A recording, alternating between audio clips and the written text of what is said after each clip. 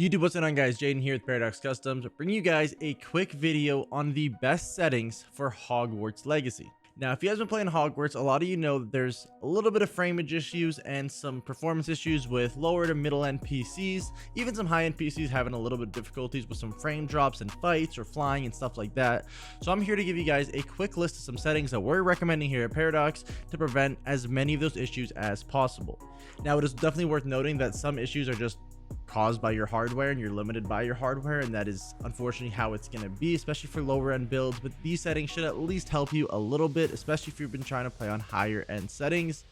And another really important note is that I'm actually using the latest NVIDIA driver, so I definitely recommend updating to the one I have on screen right now. Without further ado, let's hop right into the video.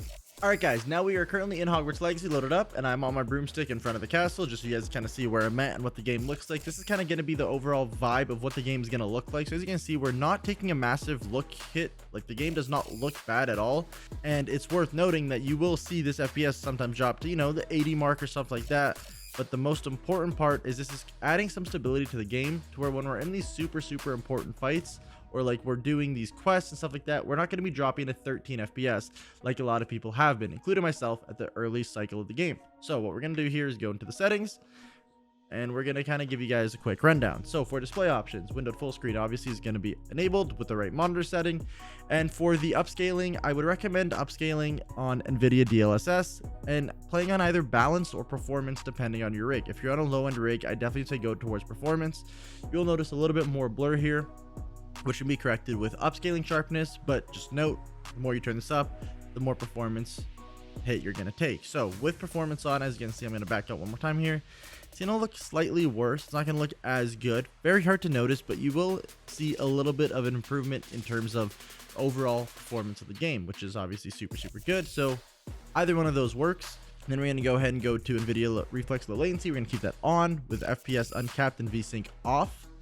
And we're going to turn off motion blur and film grain. The rest we can leave kind of the same. Field of view, totally a preference. If you want to turn off the field, you can as well. Impacts your GPU performance, but I would recommend leaving it on to be truthful.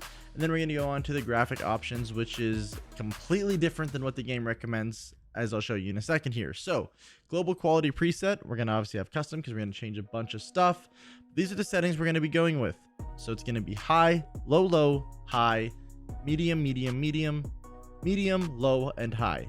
Now, if you're still experiencing a little bit of FPS and performance issues here, I'd recommend turning sky quality to medium as well as population quality to medium. I would leave effects quality on high and then make sure ray tracing is turned all the way off.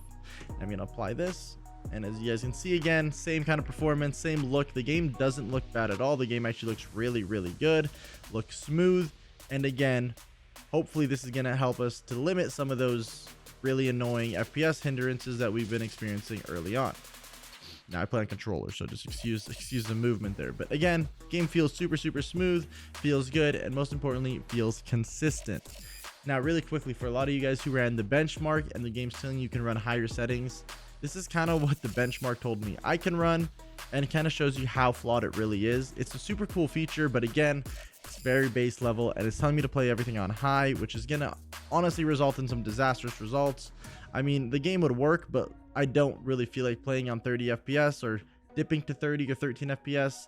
Game maybe looks a little bit better, and again, that's really what they want you to go for, but it doesn't feel as good as what I had on initially does. So the last thing to note here is, in terms of drivers, I'm currently using a 3070 Ti, so an NVIDIA card, and I'm running the latest NVIDIA driver. I will have on screen which driver I am running and what I think you guys should be running at this point in time when the video comes out. If you guys did enjoy this video and found it helpful, please do not leave without leaving a like, comment, and subscribing, and I'll see you guys in the next video.